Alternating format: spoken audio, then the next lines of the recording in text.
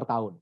Misalnya propertinya 500 juta, berarti teman-teman kira-kira kalau disewakan properti itu 2% berarti 10 juta sampai 15 juta per tahun. Kalau propertinya 2 miliar, ya secara umum 40 juta sampai 60 juta per tahun. Nilainya kecil. Makanya saya cari yang nilainya besar. Apa itu? Nah, nanti slide berikutnya. Nah, kenapa kok properti, Pak?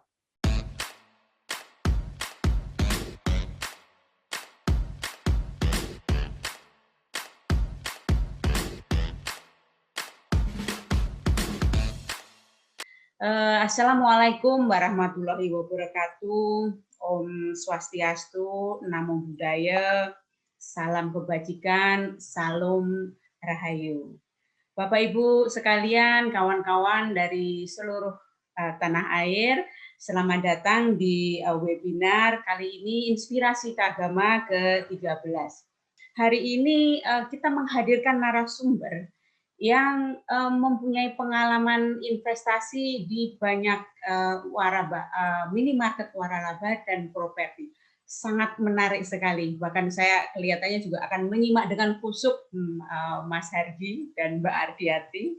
Tapi sebelumnya, perkenankan saya akan membacakan kurikulum vitae dari narasumber kita, Mas Pipo Hargianto. Saya tertarik dengan nama Pipo di depan, barangkali nanti bisa disampaikan apa sih artinya. Dan Mas Pipo Hargianto adalah investor properti sejak tahun 2008, terutama properti-properti yang menghasilkan penghasilan untuk pemiliknya, seperti toko, ruko yang disewakan, kos harian, dan lain-lain. Per Januari 2021, Pipo memiliki lebih dari 40 properti yang tersebar di seluruh Indonesia, dari Sumatera, Jawa, hingga Sulawesi. Di waktu luangnya, Pipo juga membagikan pengalaman, keahlian, dan ilmunya ke masyarakat umum. Selanjutnya saya akan membacakan profil dari Mas Pipo, nama Pipo Hargianto. Saya nggak tahu manggilnya Mas Pipo atau Mas Hardi. Pendidikan Universitas Atmajaya Yogyakarta, Teknik Sipil tahun 1993 hingga 1997 lulus. Kemudian Universitas Gadjah Mada, Psikologi tahun 1994 sampai dengan 1997. Ini dalam kurung tidak lulus katanya. Kemudian karir profesional tahun 1997 hingga tahun 2001, Astra Credit Companies, Fleet Account Officer, tahun 2001 hingga 2002, Compact Computer Indonesia sebagai Business Manager, tahun 2003 sampai dengan hari ini di PT Pelangi Fortuna Global sebagai Direktur, tahun 2009 sampai dengan hari ini Nekita Group sebagai Direktur, 2016 sampai dengan hari ini Pipo Group sebagai Direktur, 2020 sampai dengan hari ini PT Dire Teknologi bersama CEO. Luar biasa, semuanya direktur dan direktur utama. Saya sampai minder ini. Kemudian properti yang dimiliki, 3 properti di Provinsi Sumatera Utara, 23 properti di Provinsi Banten, 5 properti di Provinsi Jawa Barat, 3 properti di DKI Jakarta, 1 properti di DIY, 4 properti di Provinsi Jawa Timur, 1 properti di Provinsi Sulawesi Selatan. Properti tersebut dipergunakan untuk 30 minimarket waralaba, 3 hotel ultra budget, 6 ruko sewa, dan 1 toko ban waralaba. Kemudian pengalaman pembicara 2016 sampai dengan hari ini umum di forum Pipo, Passive Income Property Owners. Oh, rupanya Pipo itu berasal dari singkatan ini ya. Tahun 2018 sampai dengan hari ini TDW Resources, pembicara di Property Rich Revolution. 2019 Kompas Gramedia Group, pembekalan Purnakarya. 2020 Bank Permata sebagai Property Week.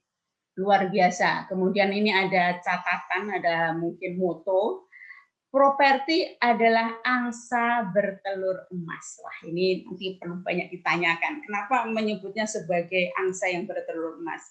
Baik, Bapak Ibu, kawan-kawan dari seluruh penjuru tanah air, kita sebentar lagi akan menyimak penjelasan dari Mas Pipo. Kita dengarkan semuanya. Nanti pada saat waktu untuk bertanya, nanti ada di kolom chat akan dibagikan oleh panitia. Kita akan menyimak sehingga kita paham apa yang langkah-langkah yang sudah dilakukan oleh Mas Hargi ini sehingga sukses sampai dengan hari ini. Baik, saya sekarang akan menyampaikan waktunya ke Mas Hargi untuk memaparkan apa yang menjadi pengalamannya sampai dengan saat ini. Silakan Mas Hargi. Oke, terima kasih Mbak Delta. Saya senang hari ini bisa sharing. Mudah-mudahan sharing saya bisa memberikan sedikit banyak insight untuk teman-teman mengenai investasi properti. Intinya sih sebenarnya saya cuma mau ngomongin bagaimana caranya invest properti, membangun passive income. Intinya sebenarnya itu aja. Cuman nanti kita berkembang, kalau teman-teman hari ini ingin ngomong lebih detail, ayo saya juga terbuka. Saya senang, biasa saya jarang ngomong terlalu detail, tapi kalau ini kan karena Kagama, saya teman-teman saya pernah banyak teman-teman di sini ya kan, jadi saya akan ngomong lebih detail, teman-teman mau tanya apa aja nanti silahkan. Ini saya kasih pemaparannya dulu biar teman-teman tahu apa yang saya lakukan. Mudah-mudahan dari pertemuan hari ini teman-teman mendapat banyak insight. Ya, perkenalkan nama saya Pipo Hargianto. Ya tadi saya biasa waktu kuliah dulu panggilnya Hargi gitu. Tapi sekarang saya tambahin Pipo untuk selalu mengingatkan teman-teman kita ini passive income property owners. Jadi kita harus memiliki properti yang menghasilkan passive income. Seperti tadi Mbak Delta bilang, properti itu adalah angsa bertelur emas. Kalau teman-teman pernah mendengar ceritanya angsa bertelur emas, petani, peternak angsa suatu hari punya angsanya bertelur emas. Nah, dia jual telurnya itu ke pasar, ke toko emas gitu, ternyata benar-benar asli emasnya. Dia seneng, wah hari itu dia bisa dapat banyak rezeki.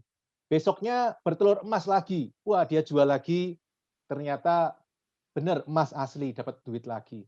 Terus seperti itu, lama-lama dia mikir, kalau ini bertelur emas, mungkin kalau ini dipotong angsanya, di dalamnya emasnya lebih banyak lagi.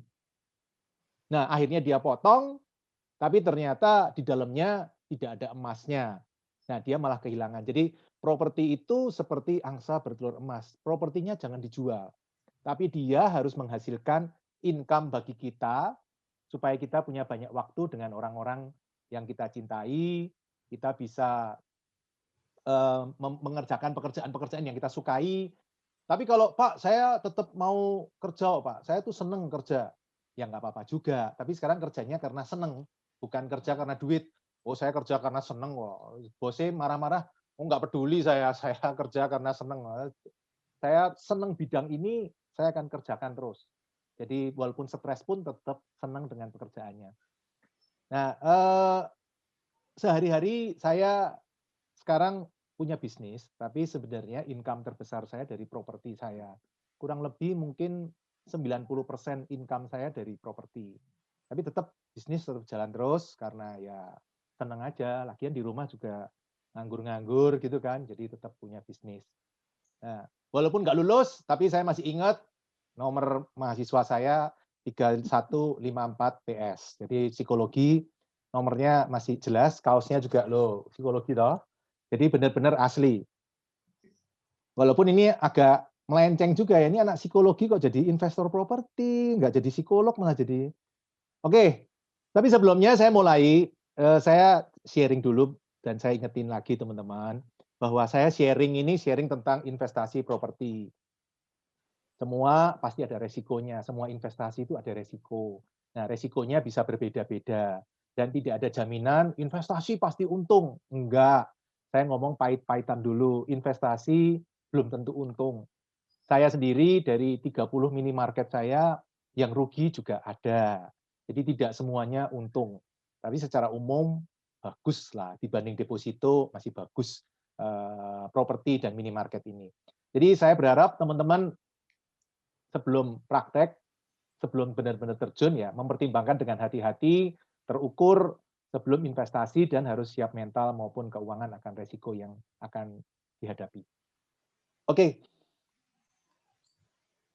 prinsipnya investor. Ini adalah kata-kata mutiara ini. Kemampuan menunda menikmati hasil adalah kunci sukses investor. Jadi kalau mau sukses dalam investasi, jangan cepat-cepat maunya, wah segera menghasilkan, terus dinikmati hasilnya seperti tadi, yang peternak tadi, peternak itik bertelur emas tadi, pengen cepat-cepat menikmati hasilnya, itiknya dipotong, angsanya dipotong, malah nggak ada hasilnya. Tapi kalau telurnya tadi dianakkan, terus jadi angsa bertelur emas lagi, telurnya dianakkan lagi, bertelur menjadi angsa bertelur emas, terus lama-lama jadi luar biasa. Itu adalah kunci sukses investor. Oke, yang pertama nih, apa yang saya lakukan? Prinsipnya, makanya kalau banyak orang ngomong, properti itu mahal, Pak. Invest itu properti mahal. Banyak yang ngomong seperti itu. Padahal menurut saya, investasi yang paling murah itu adalah properti. Kenapa? Karena properti itu kita bisa dengan modal sekecil-kecilnya, bahkan modal nol, modal dengkul pun bisa kalau ngerti caranya. Contoh, 2011 saya beli satu minimarket di Jawa Tengah, Magelang. Minimarketnya sudah jalan, profitnya 26 juta sebulan. Profitnya sudah jalan 26 juta sebulan.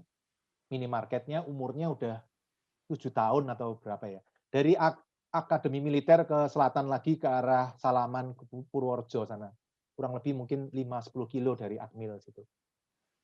Sudah jalan 26 juta setiap bulan. Dijual oleh pemiliknya 1,2 M. Terus di peralatannya, saya tanya ke franchisornya, peralatannya saya mesti beli dari mereka 400. Jadi 1,6 M. Terus saya tanya ke bank, Bang, ini kalau saya dibiayain, saya nyicil berapa? Oh, itu cicilannya 20 juta, Pak.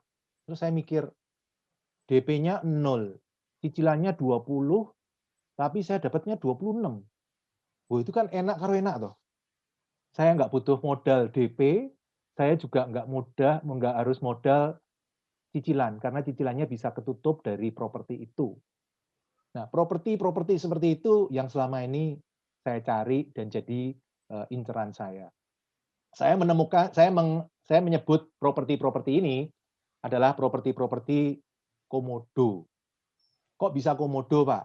Ya, KO, kerja ora kerja, properti ini yang menghasilkan duit, propertinya yang menghasilkan passive income. MO, bayar angsuran juga ora.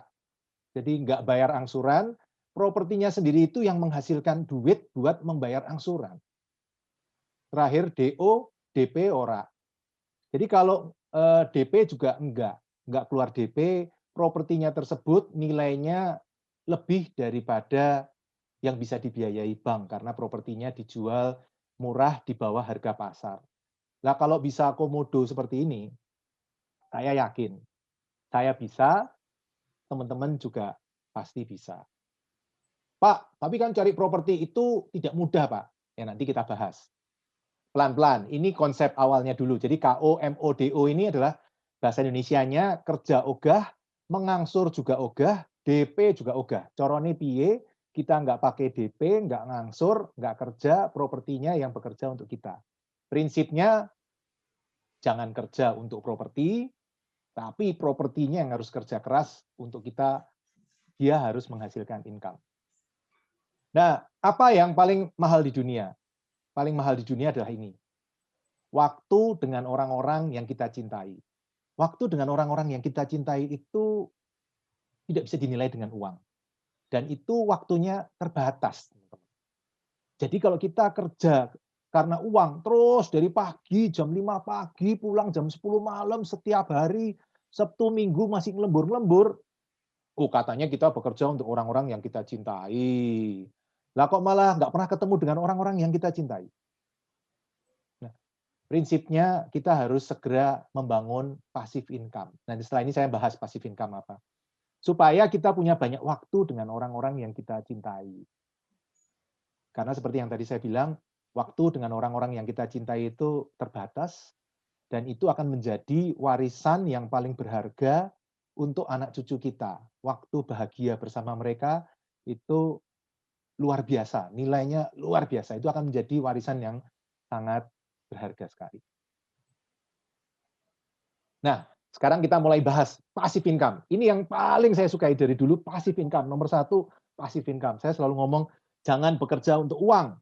Kita harus membuat uang bekerja untuk kita. Corone piye, duitnya yang kerja. Bukan kita yang malah kerja keras, uangnya santai-santai, uangnya didepositokan, cuma dapat 3-4%, sementara kita kerja keras, lembur dari jam pagi, jam 8, jam 5 pagi sudah jalan dari rumah, jam 8 ngantor, pulang rumah jam 10 malam. Waduh, nggak boleh, kita tidak boleh diperbudak oleh uang. Corone piye, uangnya yang harus kita perbudak. Passive income itu apa, Mas? Passive income adalah income yang kita dapat tanpa kerja. Corone piye, ora kerja untuk duit. Nah, itu namanya passive income. Ada nggak? Ada, passive income itu ada. 1, bunga deposito. Kalau teman-teman punya deposito, teman-teman nggak usah kerja, depositonya yang akan menghasilkan uang untuk kita. Nggak pernah toh ditelepon sama bank, Mas, sampean itu bulan lalu kan jalan-jalan ke luar negeri toh. Jadi bulan lalu nggak dapat bunga ini depositonya. Nggak ada seperti itu. Tetap menghasilkan bunga. Masalahnya apa? Bunga nilainya kecil, cuma 3-4%. Sementara inflasi Indonesia mungkin sekitar 3-4%. Nah, berarti bunganya habis untuk inflasi. Jadi sebenarnya nggak ada manfaatnya. Duitnya tidak berkembang. Kelihatannya, wow, tambah mahal. Kelihatannya duitnya tambah banyak. Tapi sebenarnya kalau dihitung inflasi, itu nggak ada harganya. Kalau dulu kita makan di SGPC, ini mungkin Rp500 atau Rp1.000 zaman tahun 93, zaman 94 saya kuliah. Zaman saya kerja tahun 2001, saya ke SGPC, nraktir klien di Jogja, 4.500 berdua. Nah, mungkin sekarang SGPC kayaknya nggak boleh, kalau 4.500 berdua mungkin nggak boleh. Jadi apa yang kita lihat dari situ, duit kelihatannya seolah-olah tambah banyak, tapi sebenarnya kalau dibandingin nasi pecel, nilainya itu nggak bertambah. Nah, itu yang kita sebut inflasi. Duitnya kayaknya nambah, ditaruh di deposito gitu kayaknya nambah. Tapi sebenarnya secara value, secara nilai, tidak berubah. Angkanya berubah, tapi nilainya tidak berubah. Itu yang pertama, bunga. Yang kedua mungkin dividen. Wah, ini lebih lumayan nih, biasa nilainya lebih gede. Dividen, teman-teman beli saham yang ada dividennya, TBK, beli di BEI melalui sekuritas yang terdaftar, yang jelas semuanya ada dividen. Mungkin 3-4% per tahun. Lumayan. Plus sahamnya tambah lama nilainya tambah naik. Oh, bagus. Jadi dapat passive income, dapat juga capital gain, dividen. Atau teman-teman juga bisa, tidak harus TBK, teman-teman. Bisa aja teman-teman kerjasama. Misalnya, saya pernah kerjasama dengan salah satu karyawan saya. Dia punya biro jasa STNK. Terus saya carikan customer, saya carikan modal, terus kita bagi hasil. Setiap minggu kita bagi hasil, ya hasilnya lumayan dibanding deposito. Nah, itu juga dividen, itu termasuk passive income. Ya toh, kita nggak ngapa-ngapain tetap dapat dividen. Misal teman-teman beli saham BCA atau Unilever, teman-teman nggak kerja pun tetap akan dapat dividen. Kalau RUPS memutuskan ada dividen, maka teman-teman akan tetap dapat dividen. Itu juga termasuk passive income. Yang ketiga, royalti. Mungkin teman-teman yang punya ciptaan, desain industri, merek dagang, paten, atau segala macam, ketika orang lain pakai, maka harus bayar royalti ke kita. Nah, itu yang disebut juga passive income. Nomor 4, nah yang paling saya sukai. Sewa dari properti.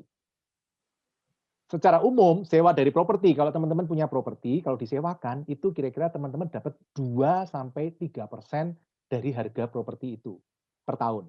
Misalnya propertinya 500 juta, berarti teman-teman kira-kira kalau disewakan properti itu 2% berarti 10 juta sampai 15 juta per tahun. Kalau propertinya 2 miliar, ya secara umum 40 juta sampai 60 juta per tahun. Nilainya kecil. Makanya saya cari yang nilainya besar. Apa itu? Nah, nanti slide berikutnya. Nah, kenapa kok properti, Pak? Apartemen, kalau teman-teman beli belum jadi, itu bahaya. Kalau rumah, beli di perumahan, developernya buka 300 unit, satu klaster 300 unit, lakunya cuma 30, nggak apa-apa. Dia bangun cuma 30. Lah kalau apartemen, bangun 300, dia ngomong saya mau jual 300, ternyata laku cuma 30.